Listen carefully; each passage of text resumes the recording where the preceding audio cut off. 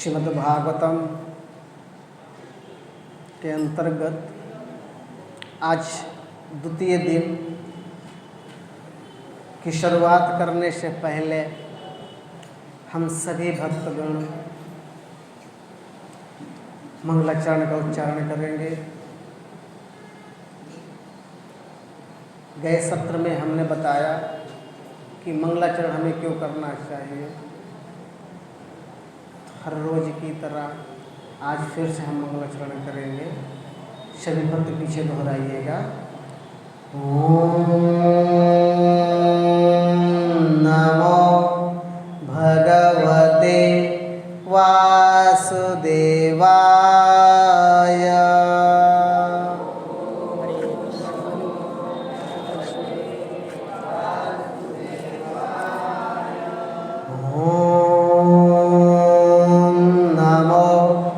भगवते वासुदेवाय।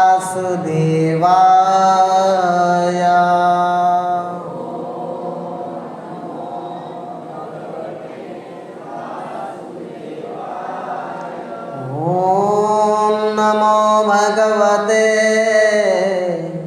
वासुदेवाय।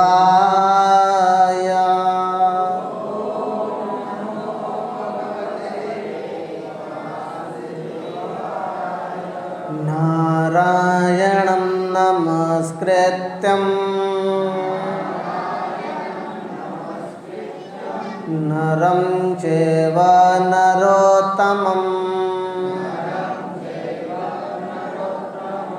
देवीं सरस्वतीं व्यासं ततो जयमुदीरये। नष्टप्रायेषु भद्रेषु नित्यं भागवत सेवया। भगवते उत्तम श्लोके भक्तिर्भवते नैष्ठिके। कृष्णाय वासुदेवाय देवकी नंदनाय च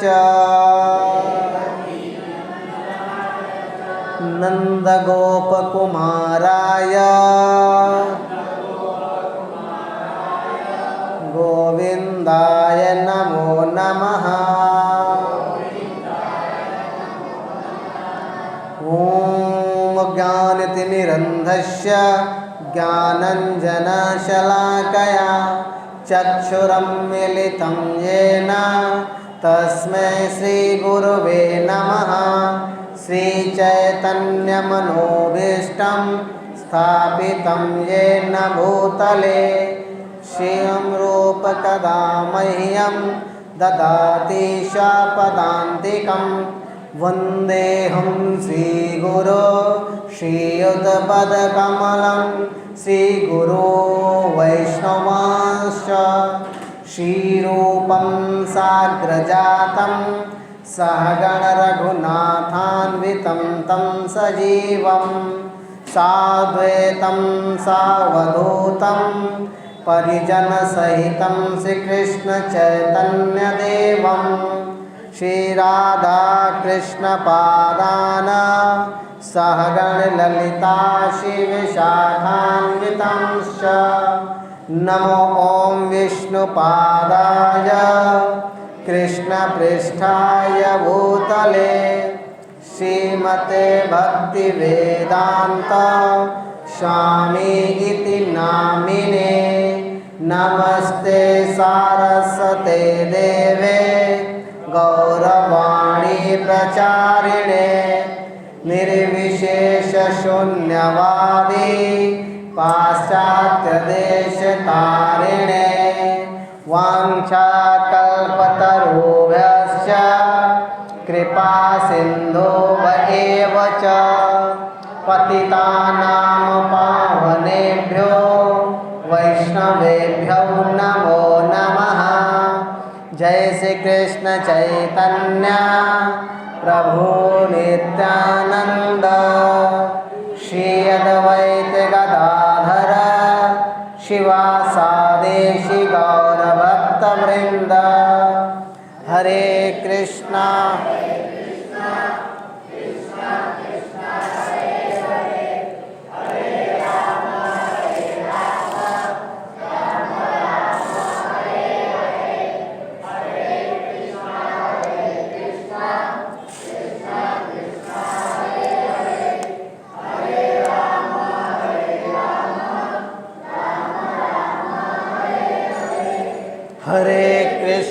हरे कृष्णा कृष्णा कृष्णा हरे हरे हरे राम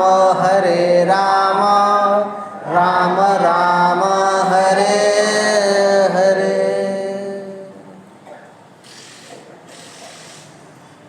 हरे कृष्णा।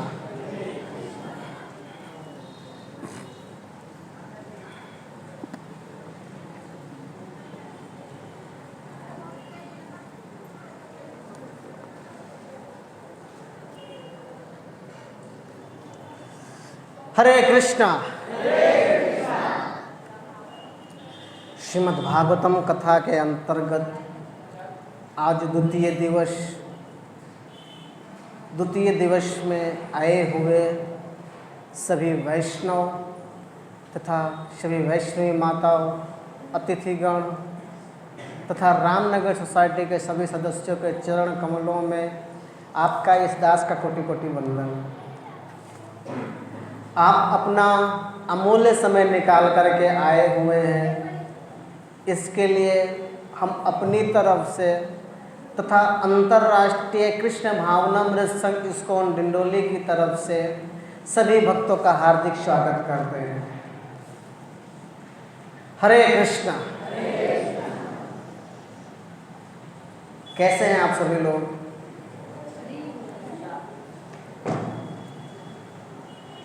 कोई कह भी नहीं सकता कि बढ़िया नहीं है। तो आज हम द्वितीय दिवस में श्रवण करेंगे कि परीक्षित महाराज सुखदेव गोस्वामी जी से बात हो रही थी। हमने कल भी आपसे चर्चा की थी कि ये जो भागवतम है, ये भागवतम हमारे पास कौन सी भागवतम है? सुत गोस्वामी ने 88,000 ऋषियों मुनियों को जो नैमिषारण्य में कही थी, वही भागवतम आज हमारे पास। तो जो राजा परीक्षित वाली वो हमने कल चर्चा की, वही चीज़ उन्होंने वो कही, वो चीज़ हमारे पास आई। आवाज़ सही सुनाई पड़ रहा है ना? आवाज़ में दिक्कत नहीं हो रही? ओके, ठीक। तो 7 दिनों के लिए सभी लोग एकाग्रचित्त हो करके हमें कहाँ जाना है? ब्रज में जाना है। कहाँ जाना है? ब्रज में। एक ब्रज कहाँ पर है? उत्तर प्रदेश में मथुरा, वो ब्रज। तो 7 दिन के लिए हम यहाँ पर ब्रज का इस्तेमाल करेंगे। महाराज परीक्षित सुत गोस्वामी इसे कह रहे थे। उनको तो पता ही चल गया कि राजा थे और ऋषि के गले में उन्होंने सांप डाल दिया, मरा हुआ सांप। अभी देखो ये कलयुग का प्रभाव है। किसका? कलयुग का आरंभ होने वाला है। नहीं, आप खुद विचार करिए, जिस राजा के राज्य में कोई व्यक्ति दुखी नहीं रह सकता, उस व्यक्ति के यहाँ पर वो व्यक्ति खुद जो है इतना बड़ा अपराध कैसे कर सकता है? जो सामने से सभी ऋषियों मुनियों को, सभी ब्राह्मण देवों को दंडवत प्रणाम करते हैं, वो इतना बड़ा अपराध कैसे कर सकते हैं कि किसी ऋषि के गले में सर्प डाल दें? है कि नहीं? पॉइंट वाली बात है कि नहीं? पॉइंट वाली बात। अच्छा, यहाँ तक तो ठीक है, चलो कोई दिक्कत नहीं। राजा थे, राजा ने ऋषि के गले में श्राप डाल दिया, लेकिन ऋषि को तो पता होना चाहिए कि नहीं होना चाहिए? ठीक है, ऋषि को देखो उसमें क्या हुआ, ऋषि के पुत्र आए और ऋषि के पुत्र आने के बाद में ऋषि के जो पुत्र थे उन्होंने राजा परीक्षित को श्राप दे दिया कि जिस व्यक्ति ने हमारे पिताश्री के गले में सर्प डाला है उसकी जो है 7 दिन के अंदर में क्या हो जाए, हरि बोल, क्यों हो जाए? मृत्यु तो हमारी आपकी होती है। किसकी होती है? हमारी आपकी। राजा परीक्षित की मृत्यु कभी हुई नहीं है।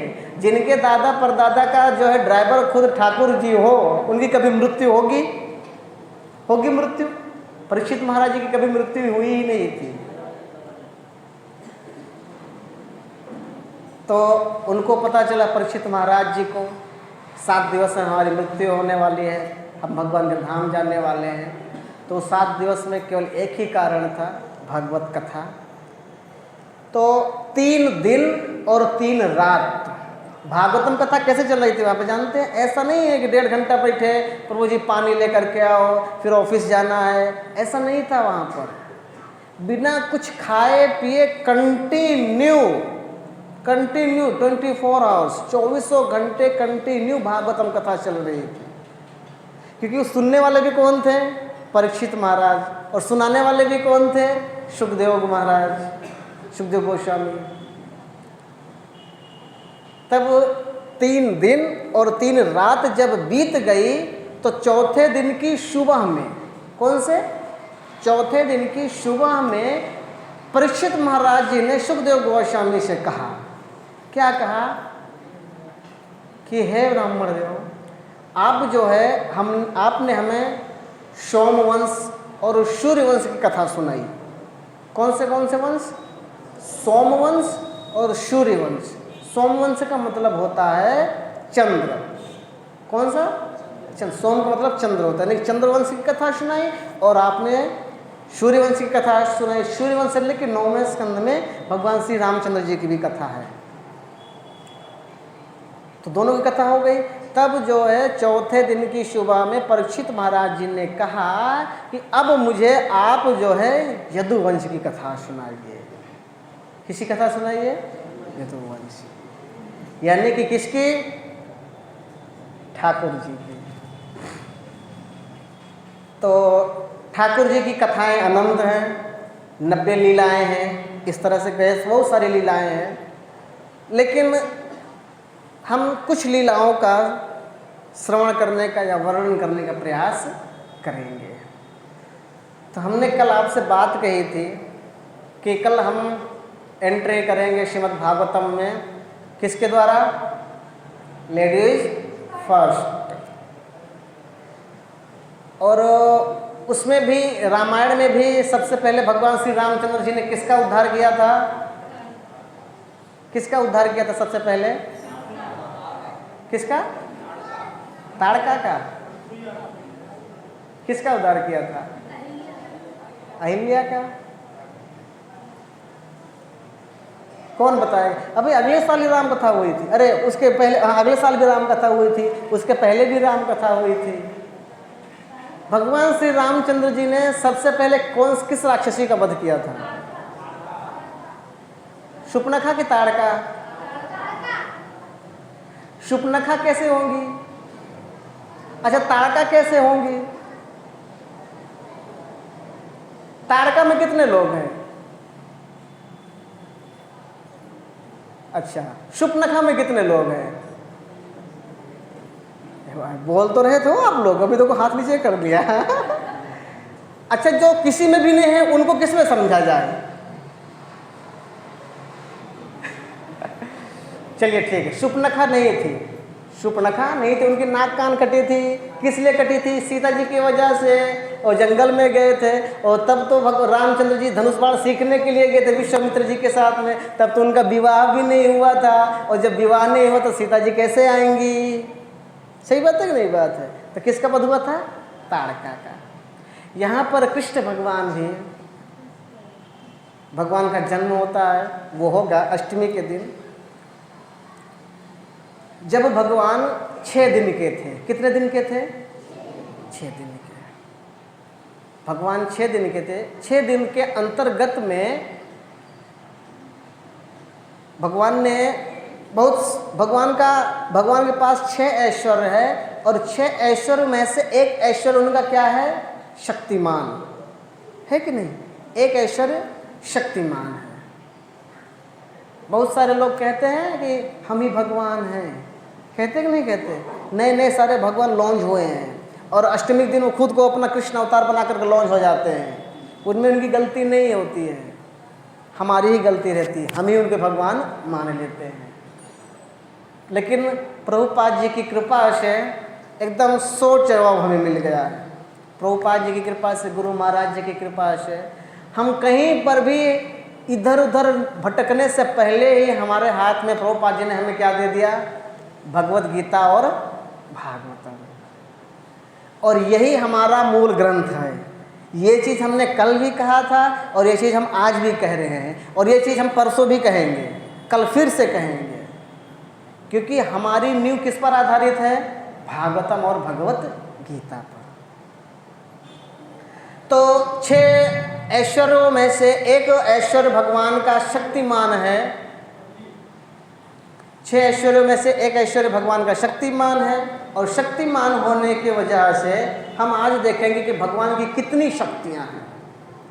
भगवान का जन्म हुआ और जन्म होने के साथ में सारे ब्रज में कोलाहल हुआ, खुशी का माहौल हुआ, नंद उत्सव भी मनाए जाते हैं। फिर 5 दिन हुआ, 6वें दिन कौन आई? पूतना आई। कौन आई थी? पूतना आई थी। आगे कहते हैं श्री शुक उवाच नंदापथि वचा शौर्यनमर्षते विचन्तयन् हरिजनाम शरणोमुत्पापत गम शक्ति के। शुकदेव गोस्वामी ने कहा, हे राजन, जब नंद महाराज घर वापस आ रहे थे तो उन्होंने विचार किया कि वसुदेव ने जो कुछ कहा था वह असत्य या निरर्थक नहीं हो सकता। नंद महाराज वापस आए, जब घर वापस आ रहे थे, अवश्य ही गोकुल में उत्पातों के होने का कुछ खतरा मंडरा रहा है। ज्यों ही नंद महाराज ने अपने सुंदर पुत्र कृष्ण के लिए खतरे के विषय में सोचा, वो भयभीत हो उठे। कैसे उठे? वो भयभीत हो उठे और उन्होंने परम नियंता के चरण कमलों में शरण ग्रहण कर ली। क्योंकि उसमें क्या होता है, अपशकुन हो जाता है। कहीं कहीं पर हमें अपशकुन के लक्षण दिखाई देने लगते हैं। जब हमारे घर पर या परिवार में या कहीं कहीं पर जो अपशकुन होता है तो अपशकुन के लक्षण दिखाई देने लगते हैं। तो पहले के ज़माने में ये फ़ोन ऐसा कुछ नहीं था, तार वगैरह नहीं था। कहीं पर भी हमारे किसी सगे संबंधी में कोई अपशकुन होने वाला होता है तो वो हमें पहले से सिग्नल मिल जाता था। मिल जाता था, नहीं मिल जाता था। जैसे कि कुत्तों के रोने की आवाज़ होती है या और कोई अन्य चीज़ें होती हैं। तो नंद महाराज को, नंद बाबा को जो है क्या हुआ, उनको संकेत मिल गया कि कुछ अपशकुन होने वाला है। इसीलिए जब कभी भी हमारे पास भी अपशकुन या दुख की कोई भी ऐसी सीमाएं प्राप्त हो तो प्रभुपाद जी बताते हैं हमें किसकी शरण ग्रहण करनी चाहिए? किसकी शरण ग्रहण करनी चाहिए? भगवान की। परम नियंता के चरण कमलों में तुरंत हमें चले जाना चाहिए। आगे कहते हैं कंसेन प्रहिता घोरा पूतना बाल घातिनी शिशु संचार निर्घ्नन्ते पुरोग्राम व्रजादिषु। कंस जब नंद महाराज गोकुल लौट रहे थे तो वहीं विकराल पूतना, कैसी पूतना? विकराल पूतना की साइज कितनी थी किसी को पता है?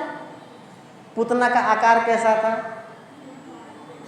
कितनी बड़ी होगी वो? 21 किलोमीटर। कितनी बड़ी होगी पूतना? आगे के वस्त्रों में बताते हैं 6 मील, यानी कि समथिंग 21 किलोमीटर के समथिंग। यानी कि हमारी साइज कितनी है? 5 से 6 फुट।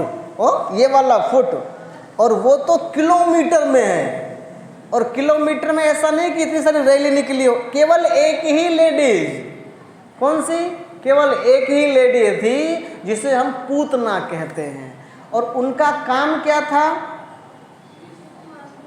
किसको मारना काम था, बच्चों को। तो जितने बच्चे यहां पर आए सब तैयार हो जाओ, होगे कि नहीं होगे, पक्का। बच्चे, जितने बच्चे यहां पर, देखो पूतना का काम क्या था, बच्चों को मारना। और यहां पर कितने बच्चे आए हुए हैं, हाथ खड़ा करो, हरी बोल।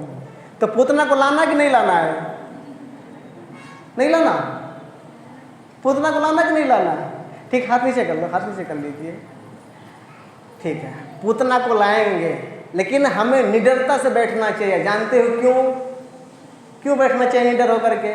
हमने कल बात कही थी, क्या बात कही थी, कि जहां पर भागवतम की कथा होती है वहां पर कौन कौन आकर के बैठते हैं,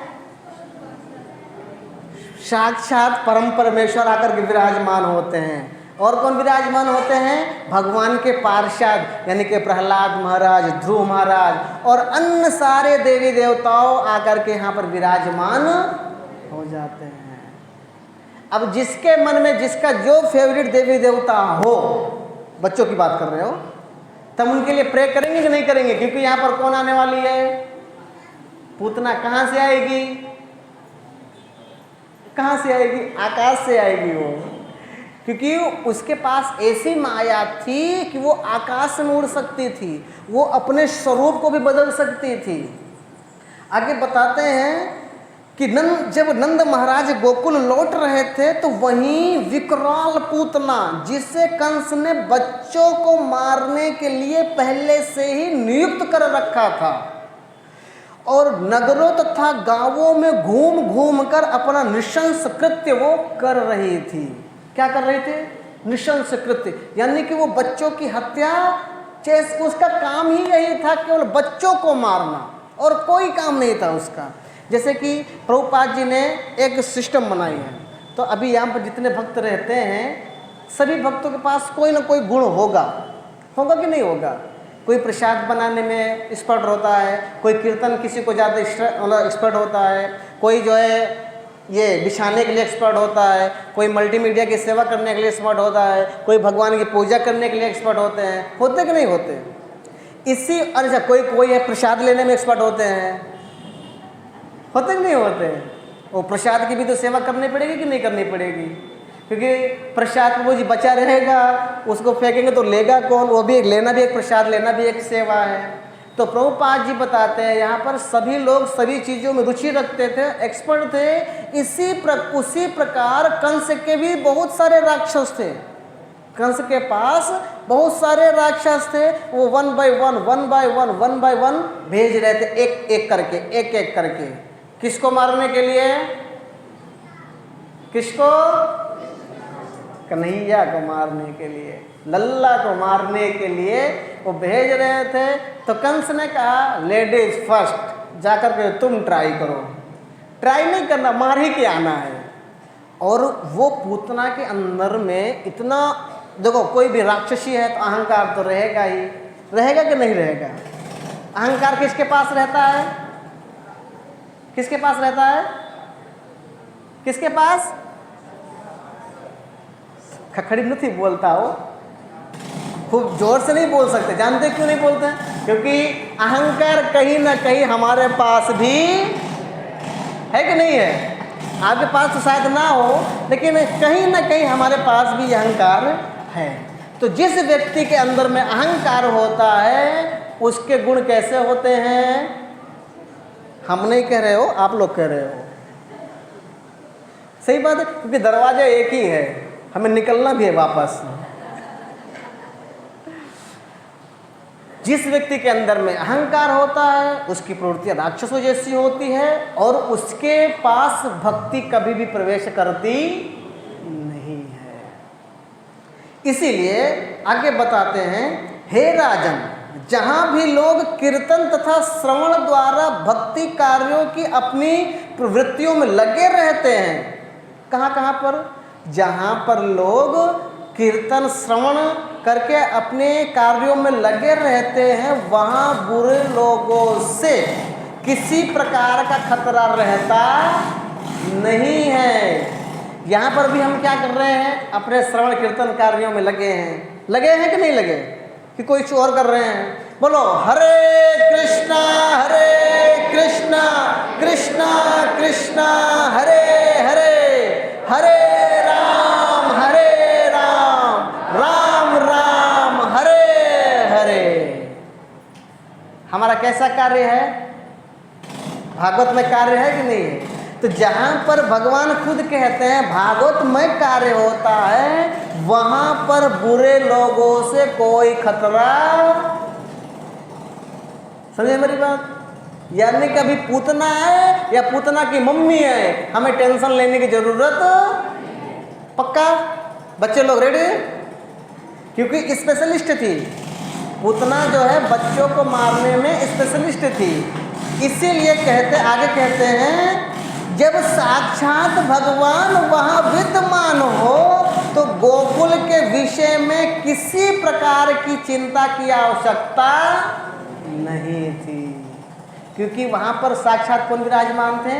भगवान। और जहाँ पर भगवान है वहाँ पर जो है हमें टेंशन लेने की जरूरत, तो यहाँ पर भी भगवान है तो हमें यहाँ पर भी चिंता करने की जरूरत नहीं है।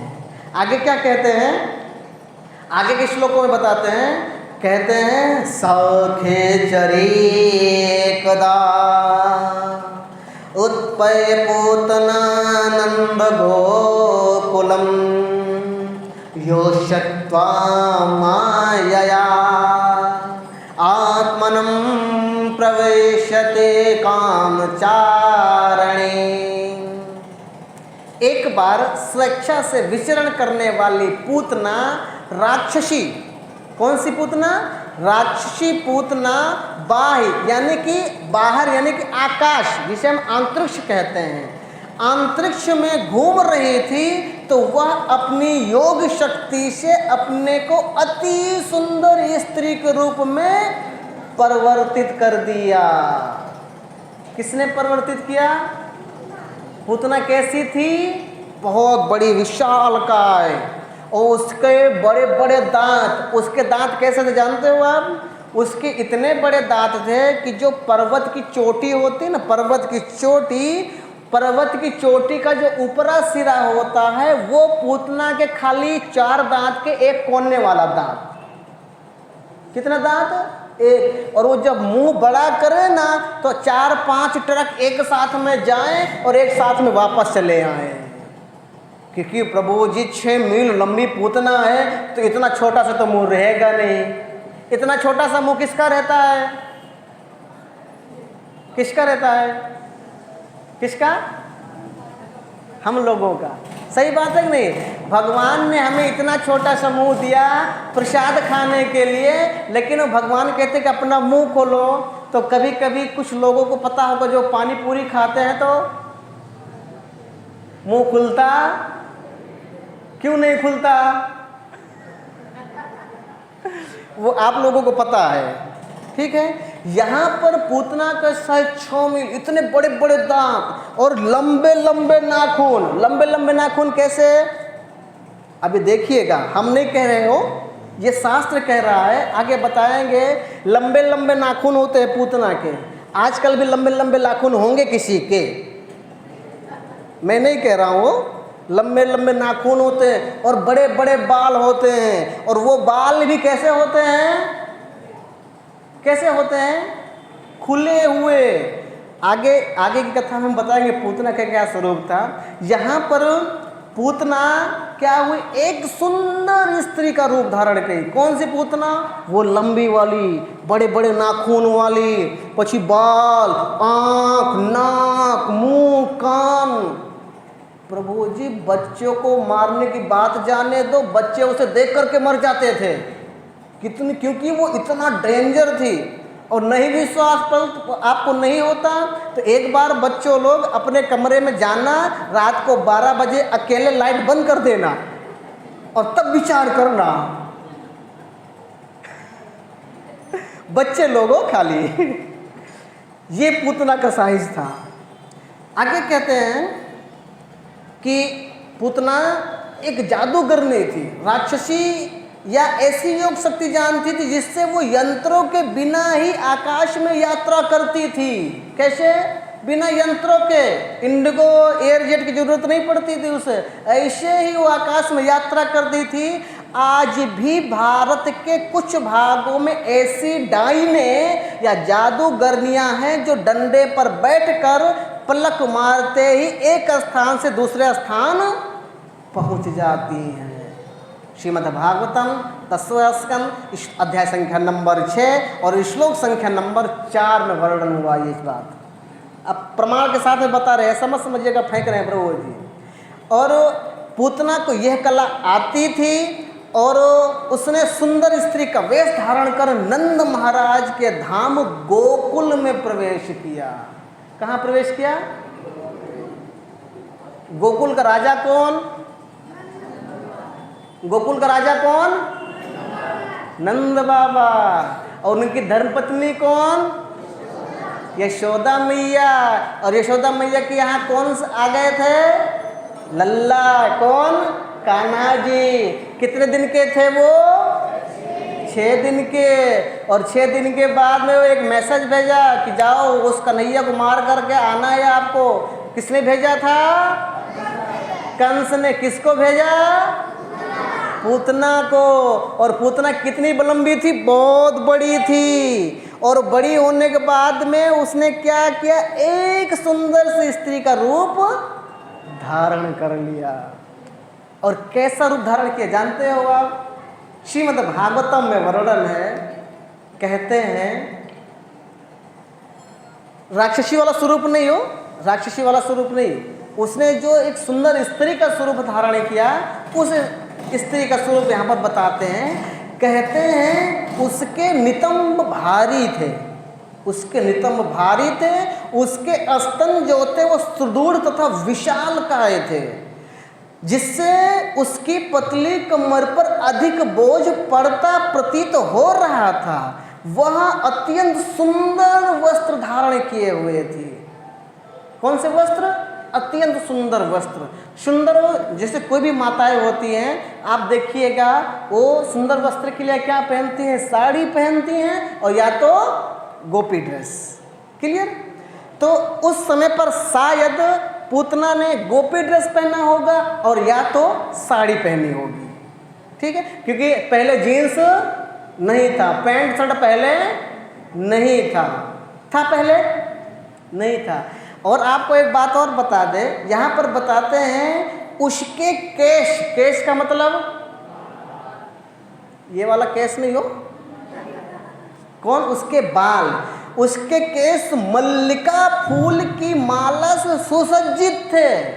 कौन सी माला? मल्लिका फूल की माला से सुसज्जित थे।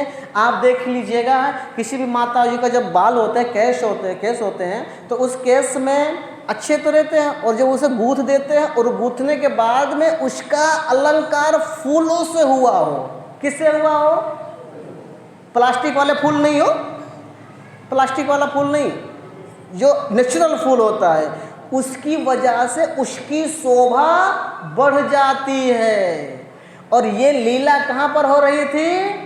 गोकुल में। और गोकुल में आने की वजह से वहाँ की जितने भी चीज़ें थी, जितने भी पुष्प थे, वो सारे वस्तुएं दिव्य थी।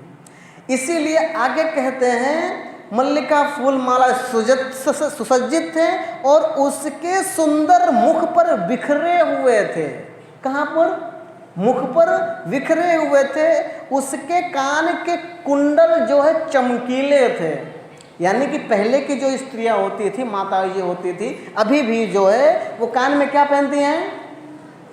क्या पहनती हैं? कुंडल पहनती हैं। और कुंडल पहनने से उसकी जो लटकन होती है, लटकन, और जब पूतना चलती थी तो वो लटकन हिलता था, और हिलने की वजह से उसमें घुंघरू बंधे हुए थे और उस घुंघरू से वाइब्रेशन से मधुर मधुर आवाज आती थी।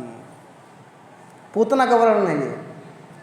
आगे कहते हैं उसकी, वह हर व्यक्ति पर दृष्टि डालती हुई थी, क्योंकि वो जितने भी गोलोक थे, जितने गोकुल के जितने भी लोग थे सभी बच्चों को क्या करने के लिए आई थी? वो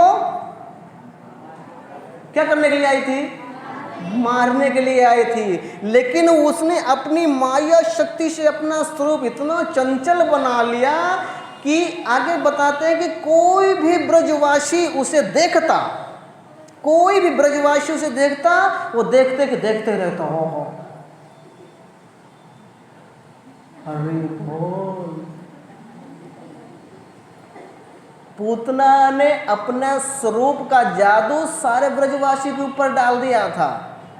आगे कहते हैं कि उसकी सुंदरता ने ब्रज के सारे निवासियों को विशेष रूप से पुरुषों का ध्यान आकर्षित कर रखा था। जब गोपियां ने उसे देखा तो उन्होंने सोचा कि हाथ में कोई कमल का पुष्प लिए हुए साक्षात लक्ष्मी अपने पति से मिलने के लिए जा रही हो। कैसी लटकन देखो, एक तो उसके बाल के बाद में उसके मल्लिका का पुष्प, प्लस उसका हर श्रृंगार, उसमें कुंडल पहने हुए, बिंदी लगाए हुए, और वो इतनी जैसे निकलती ना किसी सोसाइटी से, किसी शहरी से, किसी गली से निकलती, तो जैसे जो ब्रज के पुरुष उनको देखते तो खाली एक ही चीज वो करती थी। क्या करती थी? एक ही चीज करती, सारे के सारे पुरुष ढेर। वो क्या करते थे जानते हो? एक ही हथियार था उसके पास। कौन सा हथियार था? क्या? यस, किसने कहा? यस। वो खाली क्या करते थे? ऐसे इस्तेमाल करते, वो फूल का कुप्पा, हो हंसी। लेकिन पूतना का लक्ष्य क्या था? कृष्ण को मारना। देखो, चाहे वो राक्षसी प्रवृत्ति से हो या भक्त की प्रवृत्ति से हो, किसी भी प्रवृत्ति से हो, उसका लक्ष्य था किसको प्राप्त करना? भगवान को। सही बात है कि नहीं?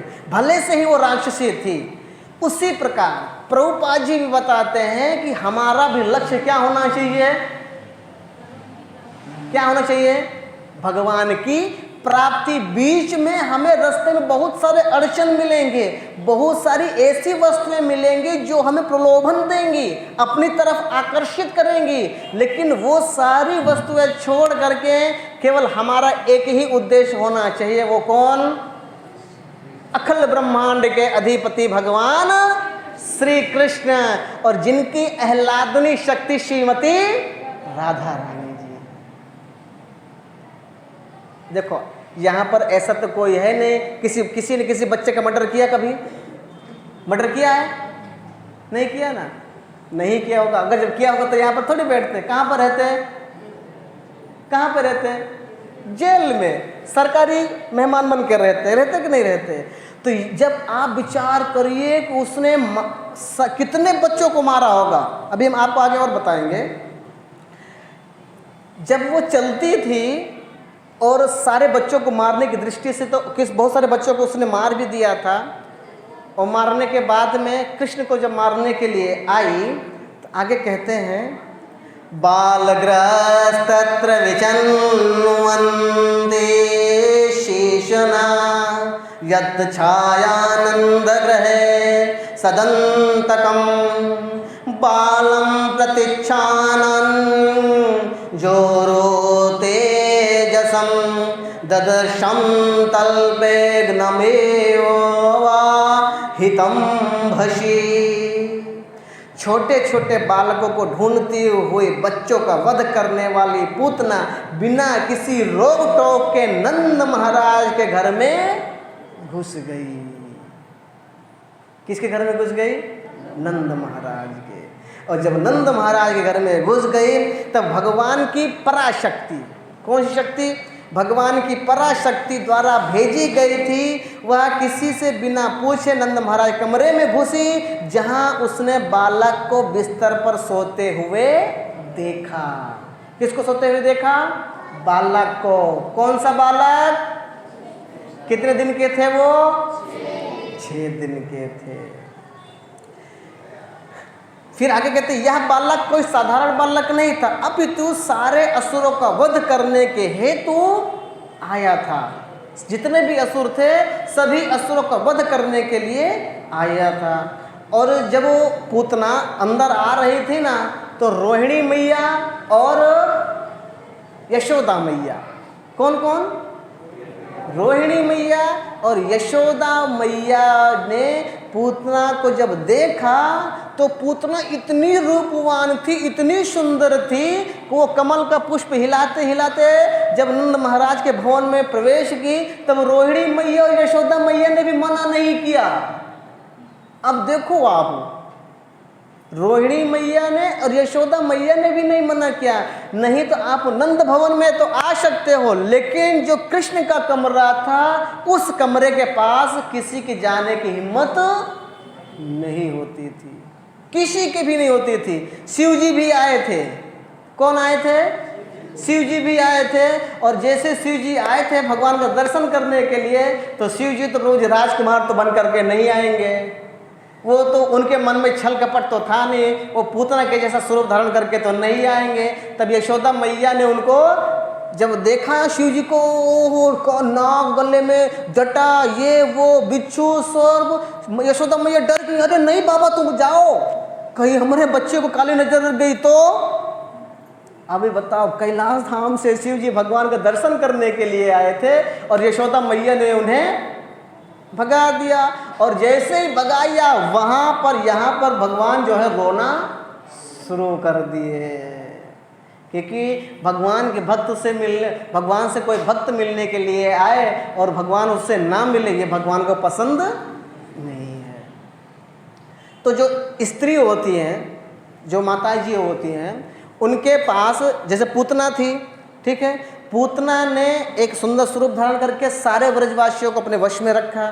वश में रखने के बाद में, क्योंकि सारे ब्रजवासी एक जैसे नहीं थे, कोई किसी का अच्छा स्वभाव था और किसी का खराब स्वभाव था, वो सारे ब्रजवासी को केवल एक ही हथियार से मारा था, एक ही हथियार से मारा था, और जान से नहीं मारा था। कौन सी हथियार?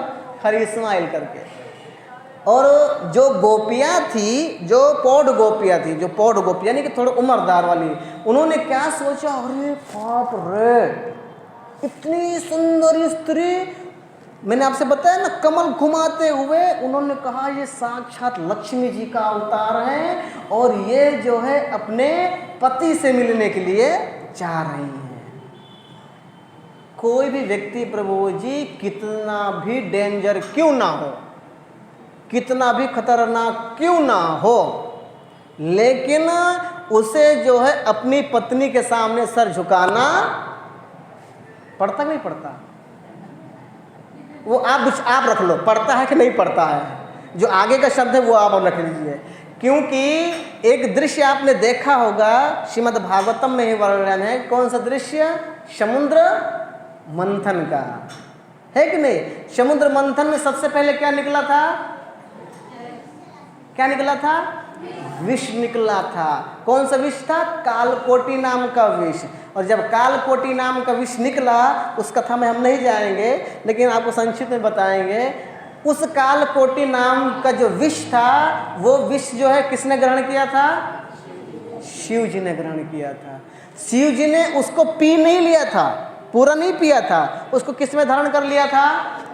कंठ में। इसलिए हम उन्हें क्या कहते हैं? नीलकंठ कहते हैं। क्या कहते हैं? नीलकंठ। अच्छा, शिव जी ने अगर जब वो चाहते तो नीचे भी उतार सकते थे, लेकिन नीचे क्यों नहीं उतारा उन्होंने? क्यों नहीं उतारा? यस, अगर जब वो चाहते तो नीचे उतार सकते थे, लेकिन फिर भी शिव जी ने, आचार्यगण कहते हैं कि शिव जी ने उस विष को इसके लिए नीचे नहीं उतारा क्योंकि उनके हृदय में कौन निवास करता है? भगवान। और जहाँ भगवान रहेंगे वहाँ पर विष रहता नहीं है। इसीलिए जब समुद्र मंथन हुआ, समुद्र मंथन किस चीज़ के लिए हो रहा था? अमृत के लिए। मंथन हुआ, कितनी माथाकुट हुई, कितना परेशान हुआ, और किसी तरीके से जब मंथन शुरू हुआ तो उसमें से निकला क्या? विष निकल आया। मतलब मेहनत कर रहे थे अमृत के लिए, निकला विष। फिर और अन्य सारी चीजें निकली, और बाद में क्या निकला था? अमृत का कलश। और अमृत का कलश जो है कौन लेकर के निकले थे? धन्वंतरी भगवान। इसीलिए हम जब हमें रोग आता है तो हमें किसकी आराधना करनी चाहिए? धन्वंतरी भगवान की, क्योंकि रोग के आराध्याष्ट देव भगवान धन्वंतरी जी हैं। और जब अमृत निकला तब प्रभु जी तांडव शुरू हुआ। कौन सा तांडव शुरू हुआ? क्योंकि प्रभु जी भागीदार में तो वो भी तो थे, कौन? देवता लोग, और राक्षस तो थे ही, सब बड़े बड़े राक्षस। प्रभु जी देवताओं को मारिला, भाग तू इधर से। इस पर अधिकार किसका है? राक्षसों का। राक्षसों में तो ठीक, वो जो छोटे छोटे राक्षस थे ना, उनका भी नहीं, बड़े बड़े विकराल राक्षस, क्योंकि उसमें भी डिपार्टमेंट था। और जब वो छोटे छोटे राक्षसों को वो अमृत पीने के लिए नहीं मिला ना, तब क्या हुआ? उन्होंने कहा कि चलो रहने दो, अपने बड़े भाई भले पिए, कोई दिक्कत नहीं, क्योंकि वहाँ तक पहुँच ही नहीं सकते थे। इतने में सब राक्षस आपस में लड़ रहे थे, कट रहे थे, मर रहे थे। उतने में प्रकट होते हैं। कौन प्रकट होते हैं?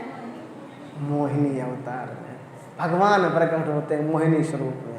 और जब मोहिनी स्वरूप में प्रकट होते हैं तो आप सभी ने सुना होगा, जैसे ही मोहिनी स्वरूप देखा, यानी कि स्त्री स्वरूप देखा, कौन? तमोगुणी राक्षस लोगों ने। जैसे ही रजोगुण में मोहिनी माता जी को देखा, भगवान के स्वरूप को देखा, वो अमृत कलश कहाँ गया किसी को कुछ पता नहीं है। किसी को कुछ भी नहीं पता अमृत कहाँ गया, कलश कहाँ गया। सारे राक्षस अमृत को पकड़ के रखा साइड में, और किसके पीछे दौड़ने लगे? मोहिनी भगवान के पीछे। और मोहिनी भगवान किस चीज के लिए आए थे? उस अमृत को जो है कन्वर्ट करना था किस पार्टी की तरफ? देवताओं की तरफ। तो यहां पर हमें यह सीख बताती है कि कैसे भी करके कोई भी व्यक्ति हो, अगर जो वो सरेंडर होना चाहता हो तो स्त्री के सामने वो क्या हो जाता है? सरेंडर हो जाता है। देखो अभी हम अपने ऑफिस में जब जॉब करते हैं तो शेड के नीचे कम से कम 500 लोग काम करते हैं कि नहीं करते? ठीक है, 500 लोग काम करते हैं, सबके ऊपर हुकूमत जमा करके बैठा होता है शाम को 7 बजे तक। लेकिन जैसे ही घर जाता है वो तुरंत क्या बन जाता है? क्या बन जाता है? आप लोगों को पता होगा, वो चीज़ मुझे पता नहीं है। पहले क्या होता था, जब प्रसाद बनता था घर पर, पहले जब प्रसाद घर पर बनता तो प्रसाद बनने से क्या होता था, जो हमारी जो रोटियां बनती ना, रोटी प्रसाद होता था, तो पहली रोटी हम किसे देते थे? किसे देते थे? गाय को। और अंतिम रोटी हम किसे देते थे? हम नहीं कह रहे हो और आप लोग कह रहे हो। पहली रोटी गाय को, दूसरी रोटी कुत्ते को। तो वो प्रथा थी और हकीकत में थी, और आज भी कहीं कहीं पर किसी किसी घर में ऐसा हो रहा है। तो वही प्रथा आज भी है, यानी कि पहली रोटी गाय को और अंतिम रोटी कुत्ते को। तो आज भी जब प्रभु जी ऑफिस से घर आते हैं तो रोटी गर्मा गर्म ही बनती है। प्रभु गर्म गर्म बनती कि नहीं बनती? और जब गर्मा गर्म रोटी बनती है तो वो पहली रोटी हम किसे खिलाते हैं माता जी? सच्चे बताना, गाय को खिलाते हैं? किसे खिलाते हैं? हम अपने पति परमेश्वर को खिलाते हैं। खिलाते ही नहीं खिलाते हैं। और हमारे पति परमेश्वर भी कैसे हो गए? जो हुक्म मेरे आका, कहते कि नहीं कहते हैं। और बीच की रोटियां जो होती है हम अपने बच्चों को खिलाते हैं, लेकिन जो अंतिम रोटी होती है वो कौन खाता है? सही सही बताना, कौन खाता है? अभी नहीं बोलेंगे वो। यानी कि वो हमारी माताएं खा जाती हैं। और जब माताएं खाती हैं प्रभुति, तो जैसा आहार वैसा व्यवहार। और हमारे प्रभु जी सब गाय बन करके बैठे रहते हैं, और हमारी माताएं जी है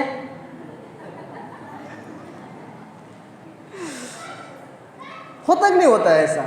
यानी कि किसी को भी जो अपने वश में रखना हो तो सबसे पहला पगथिया स्त्री का होता है। होता कि नहीं होता? इसमें से कितने लोगों ने फ्लाइट में सफ़र किया है? बहुत सारे लोगों ने फ्लाइट में किया। पर वो उसमें देखा आपने कभी, जो एयर होस्टेज होती है, कभी पुरुष को रखा नहीं रखा ना। स्त्रियों को ही रखते, माता जी को ही रखते वहां पर। ऐसा क्यों? क्योंकि वहाँ पर आप माथा गुट करो ना, वो खाली प्रेम से बोलेंगे, ओ हरे हरे कृष्णा तो नहीं बोलेंगे वो, एक्सक्यूज मी, जे भी उनकी जो भी भाषा हो, हम ढीले पोचे हो जाते हैं। और दूसरा रीजन ये होता है क्योंकि जो फ्लाइट होती है, जो फ्लाइट उड़ती हैं वो फ्यूल के ऊपर उड़ती हैं। किसके ऊपर उड़ती हैं? फ्यूल उसमें होता है, तो उसमें जितना वजन होगा उतना ज़्यादा फ्यूल खर्चा होगा। और जो आदमी को रखेंगे तो आदमी तो वो 65 किलो का हट्टे कट्टे, तो फ्यूल ज़्यादा खर्चा होगा। और जो माताएं जी होती हैं उनका वजन कम होता है, इसलिए वो ज़्यादा किसको रखते हैं? उनको, मतलब माता जी को रखते हैं उसमें। तो यहाँ पर भी बताते हैं किसी भी प्रकार किसी को अगर शरणागति होना है तो सबसे पहले कौन होते हैं? स्त्रियों के प्रति। और वही स्त्री का रूप जो है पूतना ने धारण किया है। आगे कहते हैं, बिस्तर पर लेटे सर्वव्यापी परमात्मा कृष्ण ने समझ लिया कि छोटे बालकों को मारने में पटु यह डायन पूतना मुझे मारने आई है। पूतना स्त्री का रूप धारण किया। नंद भवन के एंट्री करने के बाद में उसने एंट्री की नंद महाराज के कमरे में, और नंद महाराज के कमरे में कौन लेटा था? कृष्ण। और कृष्ण लेटा था तो कहते हैं अतएव उन्होंने अपनी आंखें बंद कर ली, क्योंकि डायन वो पूतना तो आ ही रही थी। और जब पूतना आ रही थी तब जो है भगवान श्री कृष्ण ने क्या किया? अपनी आंखों को बंद कर लिया। क्यों बंद कर लिया? क्योंकि भगवान भी हो सकता है आंख खुले और पूतना के वश में हो जाए तो, क्योंकि व्रजवासी हो गए थे और रामनगर वाले तो होने वाले नहीं, ये तो पक्का है। सही बात है नहीं है? जो ये पूतना थी ना, पूतना कौन है जानते हैं? वो गए जन्मों में, उसके अगले जन्म में वो बलि महाराज की कौन थी? पुत्री थी। और जब भगवान वामन देव के रूप में आए थे, कौन से रूप में आए थे? वामन देव के रूप में आए थे जब भगवान। और जब भगवान वामन देव के रूप में आए थे तब उनकी बलि महाराज की पुत्री ने देखा और उनके मन में ऐसा जो है इच्छा प्रकट हुई। क्या इच्छा प्रकट हुई? कि ओहो कितना सुंदर बालक है, कितना सुंदर बालक है। कहते हैं छलिया सविकरा मणि बल से अद्भुत वामन पदन खनीरा जनित जन पावन। वामन देव को, पावन भगवान को बलि महाराज की पुत्री ने देखा और देखने के बाद में उनको ऐसा हुआ, अरे कितना सुंदर बालक है। और इस बालक को जो है अगर जब अपना पुत्र बना लेते तो हम जो है धन्य हो जाते हैं। किसके सामने उन्होंने ऐसा विचार किया? वामन भगवान के सामने। वामन भगवान के सामने उन्होंने विचार किया कि हम इसे अपना पुत्र बना लें। तो प्रभु जी भगवान के सामने कोई भी व्यक्ति कुछ भी मांगे उससे मिल ही जाता था, कैसे भी करके मिलता। तो यहाँ पर भी जो है बलि महाराज की पुत्री ने मांगा कि हम इसे पुत्र के स्वरूप में स्वीकार करें, तब जो है अच्छा रहेगा। भगवान ने मन ही मन में क्या कहा? तथास्तु, बच्चा तुम्हारा कल्याण हो जाएगा। लेकिन जब देखा वामन भगवान को कि 2 ही पैर में उन्होंने पूरा ब्रह्मांड को माप लिया, और तीसरे पैर यानी कि जो 2.5वां पगला था, तीसरा पैर गला था, उसमें बलि महाराज को रसातल में लेकर चले गए। तब वही बलि की जो पुत्री थी उसे क्रोध आया। क्या आया? क्रोध आया कि हारू तारू भलू था, अभी तक तो मैं ये समझ रही थी कि मैं तुम्हें अपना पुत्र बनाऊं, लेकिन अभी तो हमारी ऐसी इच्छा है कि हम तुमको मार डालें। तब भी भगवान ने कहा कोई बात नहीं, तथास्तु, तुम्हारा कल्याण होगा। यानी कि सुख में भी तुम्हारा कल्याण और दुख में भी तुम्हारा। ऐसा कौन दे सकता है जानते हो वरदान? केवल भगवान ही दे सकते हैं। पर वो सुख में हम आपके साथ में रहेंगे, लेकिन दुख में हमारा नंबर लगने वाला, स्विच ऑफ ही फोन आएगा हमारा, चाहे देख लेना। और जब सुख की बात होगी ना तो हम सामने से फ़ोन करेंगे, प्रभु जी कैसे हैं आप? सही बात है कि नहीं? तो वो जो उसके जो 2 वरदान थे, उसकी जो इच्छा थी, वही इच्छा लेकर के वही जो बलि की पुत्री थी वो क्या बनी? पूतना बनी। देखो पहली इच्छा उसकी क्या थी कि हम जो है इसको पुत्र बनाएं। तो आगे बताते हैं, बिस्तर पे लेटे सर्वव्यापी परमात्मा कृष्ण ने समझ लिया कि छोटे बालकों को मारने में यह पटुडायन है। तब पूतना ने अपने विनाश रूप कृष्ण को अपनी गोद में ले लिया। किस में ले लिया? गोद में ले लिया।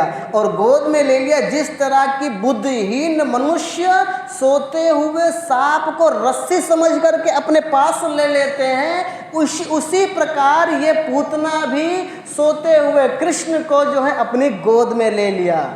और वो हकीकत में कृष्ण, उनके लिए तो कृष्ण थे, लेकिन वो हकीकत में क्या थे? पूतना के लिए क्या थे? काल। कौन से थे वो?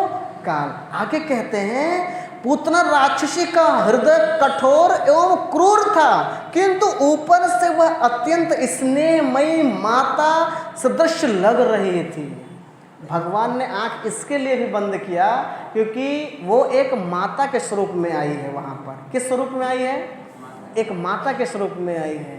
और माता के स्वरूप में कोई भी स्त्री आई तो भगवान उसे कैसे मार सकते हैं?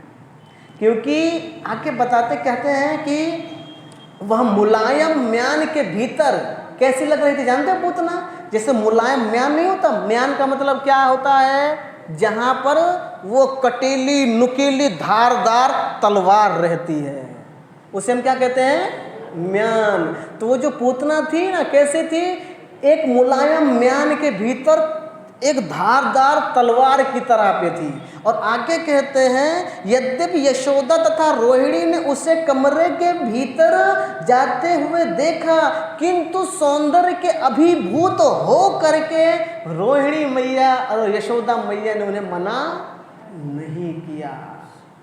कैसा स्वरूप हुआ होगा उनका, जो है कितना सुंदरता रही होगी उनकी कि यशोदा मैया रोहिणी मैया ने भी मना ही नहीं किया, कहा जाओ कोई दिक्कत नहीं है।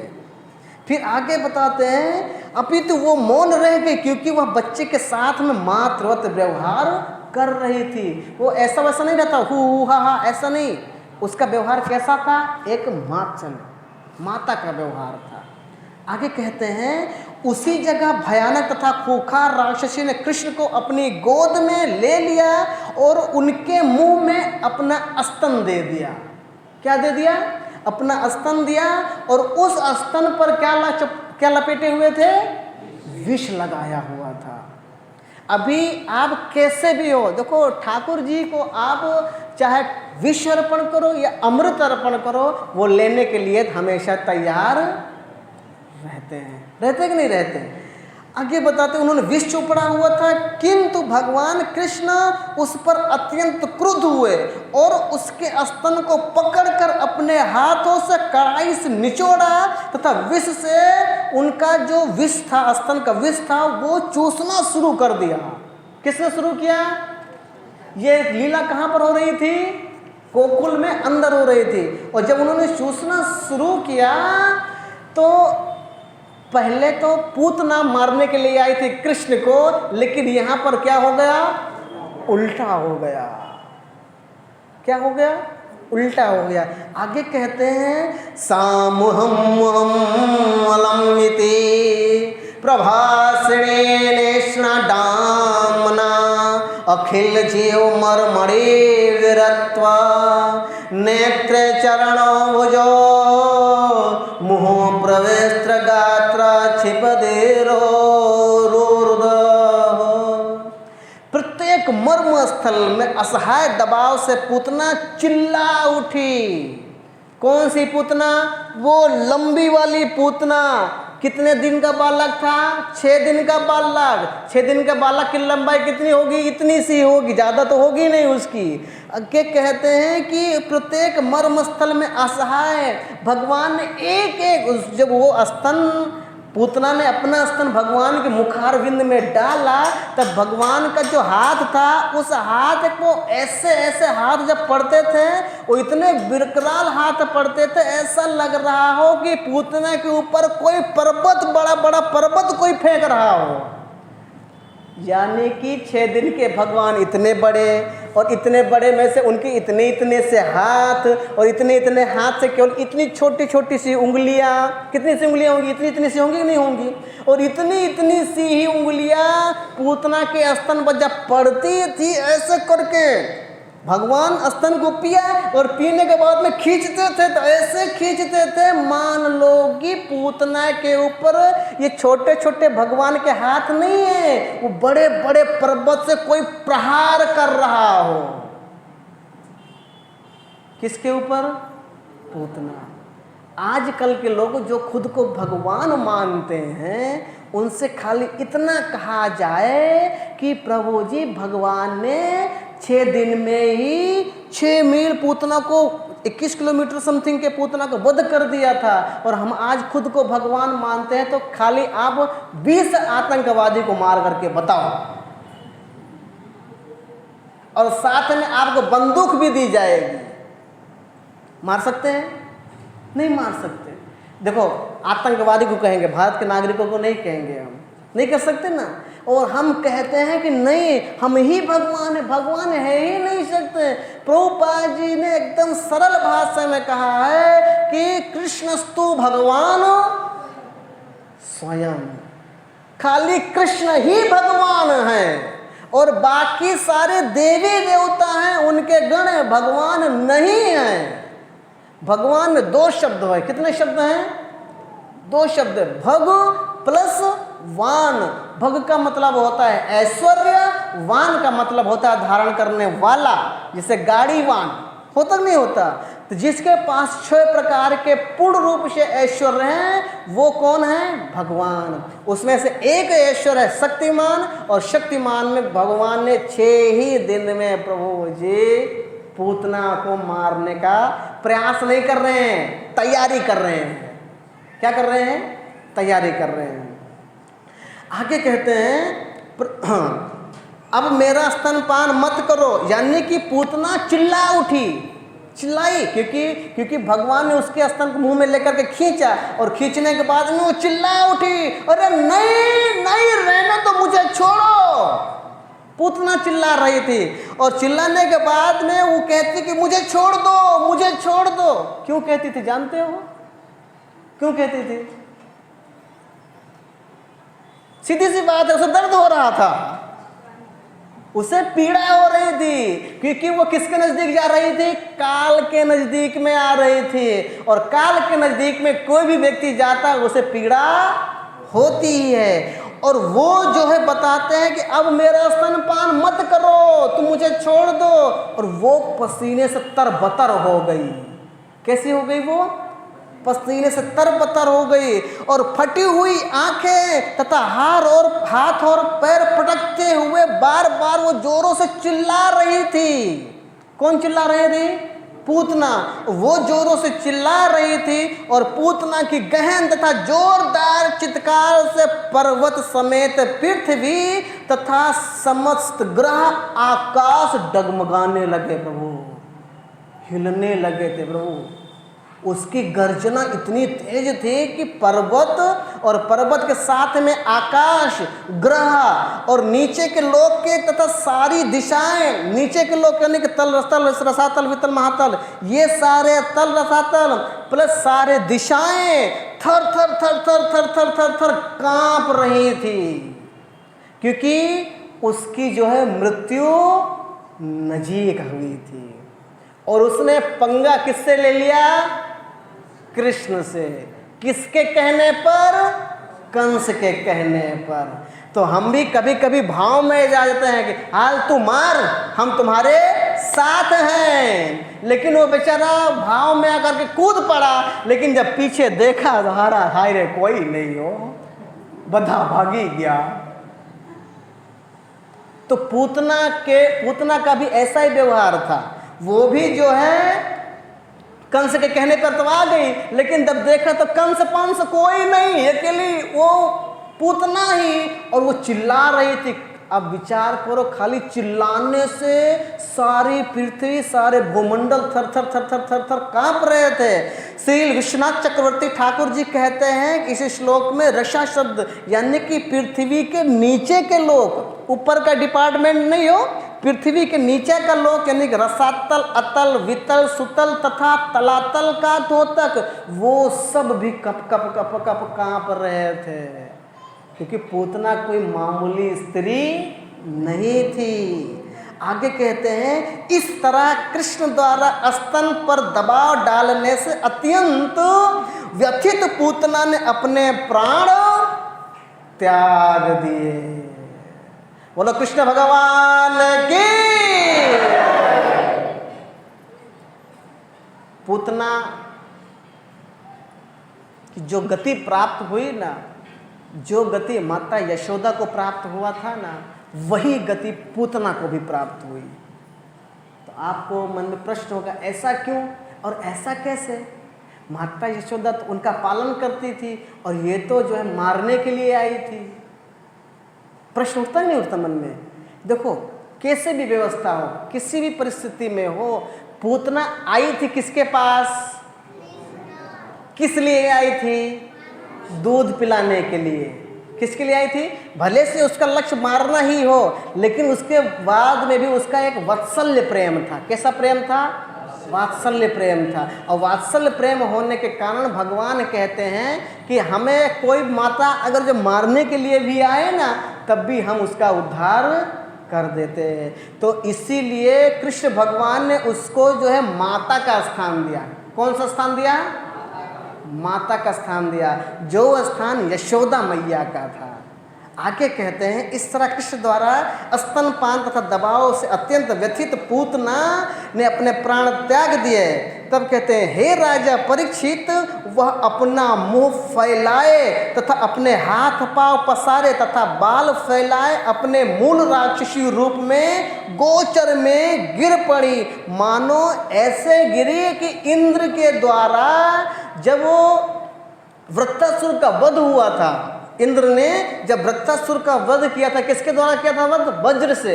जब वज्र से वध किया था तो जैसे वृत्तासुर गिरा था और वृत्तासुर गिरने से जैसे आवाज आई थी, वैसे ही आवाज गोकुल के बाहर, गोकुल में नहीं, कहां पर? गोकुल के बाहर में जाकर के पूतना गिरी धाम से। कितनी बड़ी पूतना, और वो अपने ओरिजिनल स्वरूप में आ गई। देखो, भगवान के पास हम कैसी भी परिस्थिति में कैसे भी जाएं, प्रभुपाद जी कहते हैं भगवान के सामने कभी भी जो है ढोंगी बन करके मत जाओ, कभी भी ढोंगी बन करके मत जाओ, क्योंकि भगवान जो है, भगवान को सब कुछ पता रहता है। भगवान को पता था कि ये कौन है? पूतना है, लेकिन पूतना ने एक सुंदर स्त्री का रूप धारण किया और अंत में उसे अपने ओरिजिनल स्वरूप में आना ही पड़ा। आना पड़ा कि नहीं पड़ा? इसीलिए प्रभु जी बाद में ओरिजिनल स्वरूप में आए। इससे अच्छा हम पहले से रहे तो, और उनको तो पता ही है, पता है कि नहीं पता? क्योंकि ये अखिल ब्रह्मांड के अधिपति भगवान श्री कृष्ण हैं और जिनकी आह्लादनी शक्ति श्रीमती राधा रानी जी। प्रभुपाद जी बताते हैं, कभी भी भगवान के सामने छल कपट होकर के जाना नहीं चाहिए। और अच्छा प्रभु जी हम जाकर के करेंगे भी क्या? उनको तो सारी चीज पता ही रहती है। आगे कहते हैं, हे राजा परीक्षित, जब पूतना का विशाल शरीर, कौन सा शरीर? विशाल शरीर भूमि पर गिरा तो उससे 12 मील, कितने मील?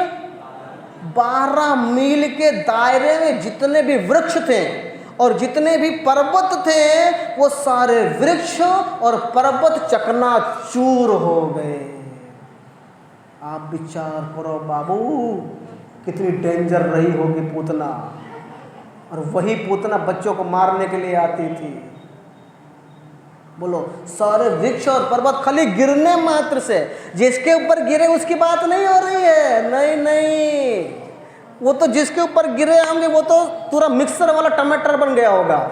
जैसे मिक्सर में टमाटर डालते तो कैसे जाता ड्रर, उसकी बात जाने तो उसके अगल बगल 12 मीलों तक सारे वृक्ष और पर्वत चकनाचूर हो गए। और आगे बताते हैं, राक्षसी के मुंह में दांत जो था ना, दांत वो कैसा था?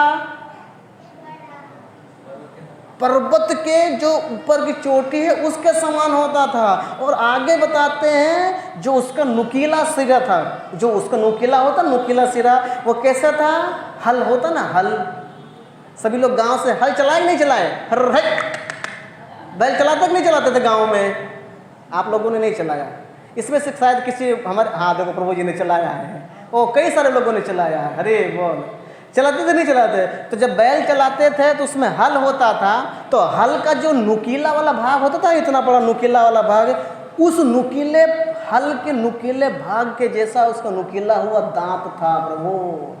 और वो छोटे छोटे बच्चों को, हमें तो लगता है कि जो है वो अंगूर की तरह खाती होगी जो है। आओ आओ, क्योंकि नुकीला, इतना नुकीला दांत, और छोटे छोटे बच्चों ने प्रभु जन्म लिया गया तो ताजे ही ताजे रहे होंगे। तो जैसे हम अंगूर खाते हैं ना, वैसे वो छोटे बच्चों को खाती रही होगी। और आगे बताते उसके जो नथुने हैं पर्वत गुफाओं की तरह गहरे थे। क्या? उसके नथुने पर्वत की जो गुफाएं होती, पर्वत में कहीं गए? कभी गुफा में गए आप? गुफा में गए नहीं गए? चित्रकूट में जब जाइएगा ना आप, चित्रकूट में, तो जो गुप्त गोदावरी वो गुफा में ही है। जो लोग चित्रकूट गए होंगे उनको पता होगा। और जो गुफा में ही एक ही लोग अंदर एंट्री करते, बाद में अंदर जाके बड़ा होता, तो जैसे गुफा होती है ना, गुफा, वैसे तो उसके नथुने थे। और आगे कहते हैं कि उसके जो स्तन था, उसका जो स्तन था वो, क्योंकि वो विकराल स्वरूप में अपने मेन शरीर में आ गई। एक पहाड़, जूनागढ़ का गिरनार देखा? देखा कि नहीं देखा? नहीं देखा होगा। पावागढ़ देखा? पावागढ़ का जो एक पर्वत है, एक पर्वत जितना, तो उसका खाली एक स्तन था, एक स्तन, एक एक पर्वत जितना बड़े थे। और आगे कहते बड़े शिलाखंडों के समान थे, उसके बिखरे बाल ताम्र रंग के थे। किस रंग के थे? ताम्र रंग के थे। और उसकी आंखों के गड्ढे गहरे अंधेरे कुओं की तरह थी। जैसे आंख होती है आंख, और आंख में देखो इधर इधर गहरा होता है, होता कि नहीं होता? तो ये जो आंख थी उस कैसा था? ऐसा लगता कि पूरा कुआं का कुआं हुआ है जो है। उसमें हम अगर जब जाते तो रस्सी से, बाल्टी से पानी निकाल लेते, लेकिन उसमें पानी नहीं था। और आगे बताते हैं उसकी भयानक जांघें नदी के किनारों की जैसी थी। जो उसकी जांघें थी, भयानक जांघें कैसी थी?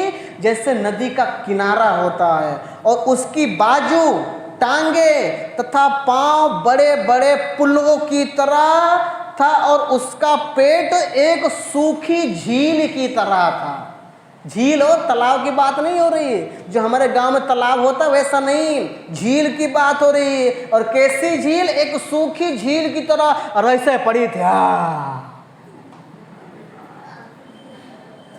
आप विचार करो, कुआं, झील, नदी का किनारा, ऐसा श्रीमद् भागवतम में सुखदेव गोसाई महाराज जी वर्णन कर रहे पूतना का। और जानना चाहोगे आप? और जानना चाहोगे पूतना के विषय में? जानना चाहोगे? रात को 12 बजे आएंगे हो, ठीक है। आगे बताते हैं कि राक्षसी के चीख से ग्वाल तथा उनकी पत्नियां के हृदय, कान, नाक पहले से ही दहल चुके थे। क्योंकि प्रभु इतना बड़ा, जब कोई वस्तु या कोई राक्षसी गिरेगी दौड़ से सब चकनाचूर हो जाएगा, तो प्रभु जी कोई भी व्यक्ति हो उसका हृदय दहलेगा कि नहीं दहलेगा? दहल उठेगा। और आगे कहते जब उन्होंने उसके अद्भुत शरीर को देखा तो सब जो है सहम गए।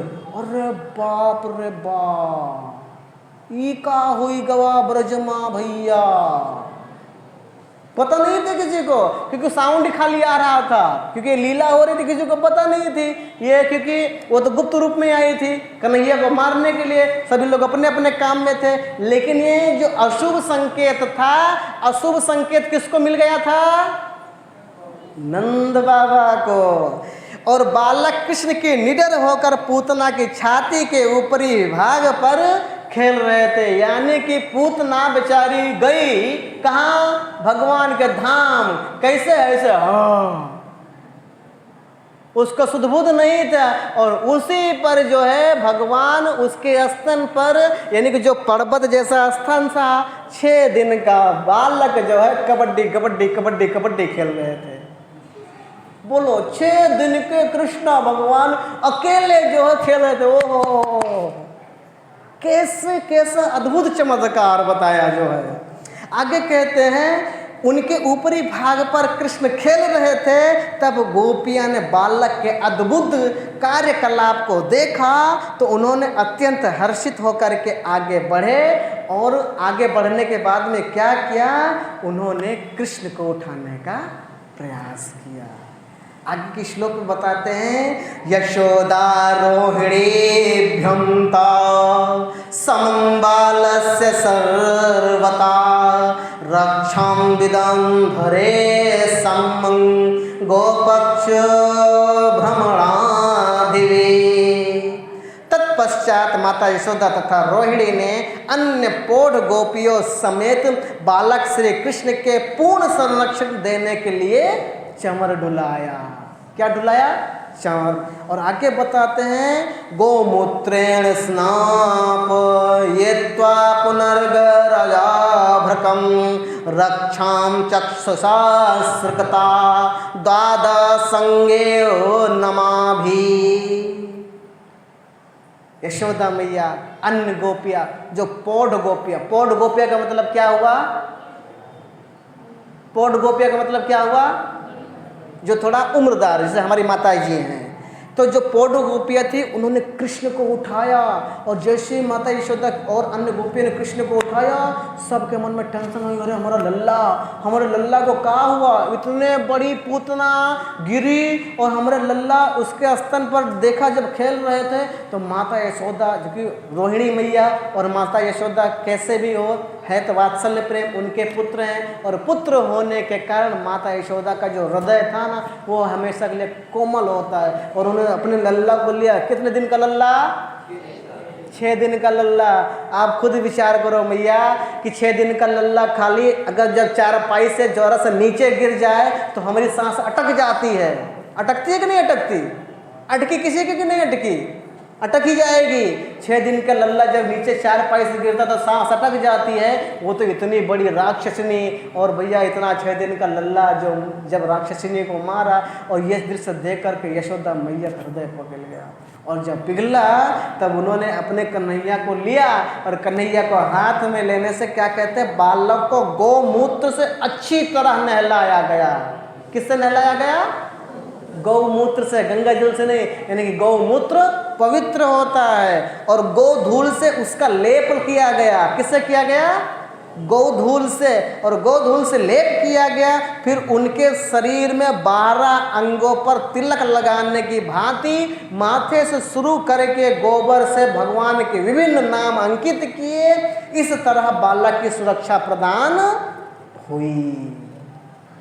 और आगे भी कहते हैं और अन्य ब्राह्मणों को बुलाया, क्योंकि हो सकता है किसी ने काला जादू कर दिया हो तो लल्ला के ऊपर, क्योंकि वात्सल्य प्रेम था।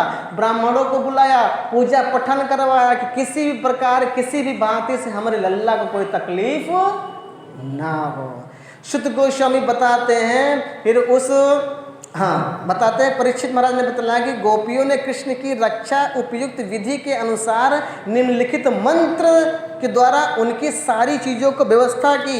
कौन सी व्यवस्था की? किसी ने गले में काला धागा बांध दिया, किसी ने हाथ में बांध दिया, किसी ने पाँव में बांधा, यज्ञ करवाया, बड़े बड़े यज्ञ करवाए, क्योंकि इतना बड़ा घटना घटी है प्रभु जी। 6 दिन का लल्ला के ऊपर वो दिक्कत होगी कि नहीं होगी?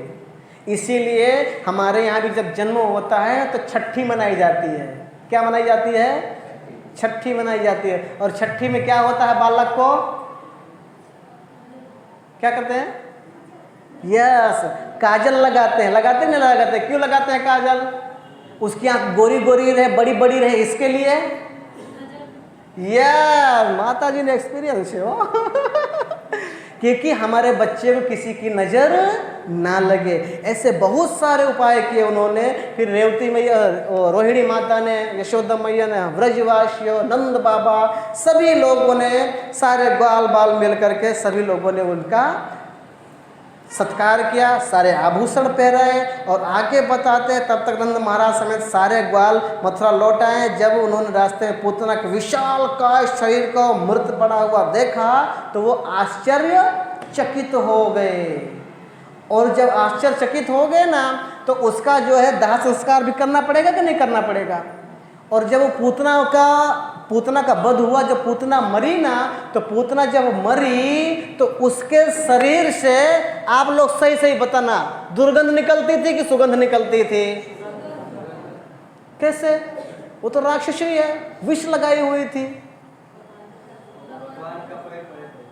कैसी? यस, ये उसके स्तनों पर, उसके शरीर पर भगवान के पैर पड़े हुए थे। और उसका स्तनपान किसने किया था? साक्षात अखिल ब्रह्मांड के अधिपति भगवान श्री कृष्ण, और जिनके अहलादनी शक्ति श्रीमती राधा रानी हैं। इस्कॉन संस्थापक आचार्य कृष्ण कृपा मूर्ति अभय चरण भक्ति वेदांत स्वामी शील प्रभुपाद जी बताते हैं, वो बताते हैं, कहते हैं कि पूतना के शरीर से सुगंध आ रही थी। और वो सुगंध जानते हुए आ रही थी क्योंकि उसका अंतिम संस्कार जब करना था तो उसके शरीर को जो है काट काट के अंतिम संस्कार करते थे। और जितना उसको शरीर करके उसको शरीर को जलाया जाता था उतना उसमें सुगंध आ रहा था। समझ लो कि जो है उस समय पर गोकुल वालों के लिए, ब्रज वालों के लिए एकदम सेंड का काम हो रहा था। वाह प्रभु जी, क्या ब्रांड लाया है आपने। कहाँ से लिया? तो कहा कि पूतना नंबर 1, आप चले जाइए, वहाँ से खुशबू आ रही है। क्योंकि मथुरा में और अन्य जगह पर उसकी जो खुशबू थी ना, सारी जगह पर फैल रही थी। उसकी खुशबुएं सारी जगह पर फैल रही थी। और सारी जगह फैलने के बाद में, सारी जगह फैलने के बाद में कुछ लोगों को शायद पता भी ना हो कि खुशबू कहाँ से आ रही थी। भैया जाइए, पूतना नंबर 1 ब्रांड, वहाँ से खुशबू आ रही थी। और वो भगवान के धाम को प्राप्त हुई। तो बोलो पूतना महारानी की, बोलो अधिपति भगवान श्री कृष्ण के। भगवान थोड़े से और बड़े हुए। बड़ा करने की नहीं करना है, करना है भगवान को बड़ा करना है। देखो एक्चुअली क्या है ना, भगवान भक्त के अधीन है। और 7 दिन तक के लिए भगवान रामनगर वालों के अधीन हो चुके हैं। किसके अधीन हो चुके हैं? रामनगर के भक्तों के अधीन हो चुके हैं। तो भगवान थोड़े से बड़े हुए। कितने बड़े हुए? थोड़े से। तो भगवान जो है शुरुआत करते हैं क्या ले जाने के लिए? क्योंकि हम लोग भी गाय चराने के लिए जाते थे कि नहीं जाते थे? जब गाय चराने के लिए जाते थे तो जब गाय चराते तो भगवान ने गाय चराने से शुरू नहीं किया था।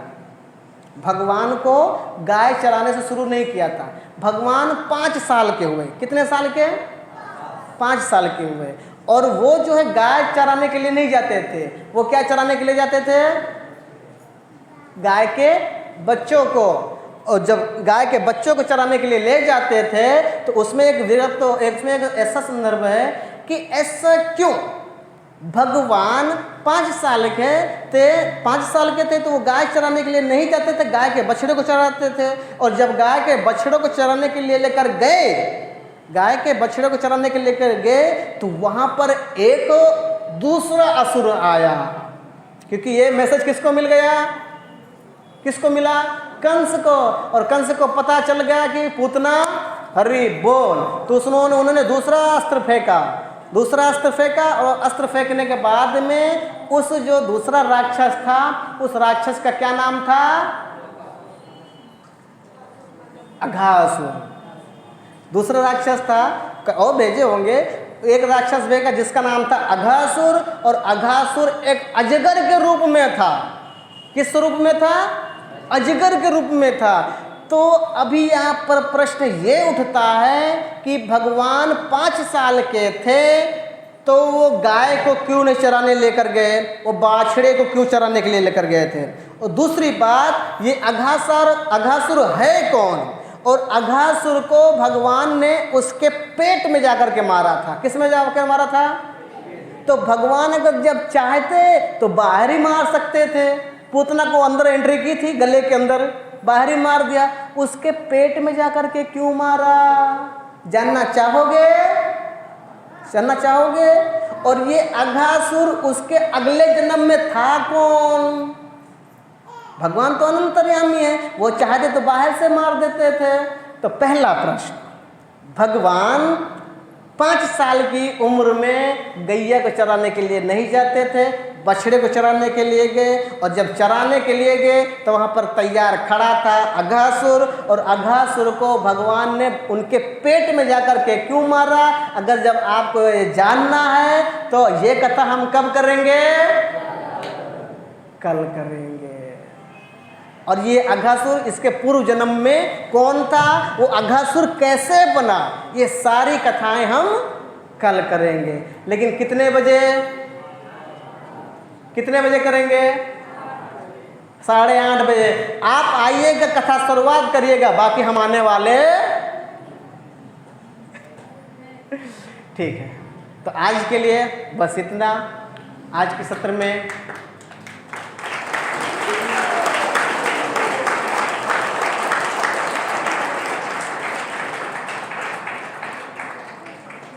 हमने पूतना का वध देखा, कल हम देखेंगे अघासुर की कथा, और इसी तरह से स्टेप बाय स्टेप हम आगे बढ़ेंगे। ठीक है, तो आज के सत्र को हम पूरा करते हैं। पूरा करें? हरि बोल। पूरा करें? जो लोग प्रभु जी 9:45 बजे आएंगे वो कहेंगे नहीं नहीं प्रभु चालू रखो। तो आज के सत्र को हम पूरा करते हैं। और जगत गुरु श्रील प्रभुपाद की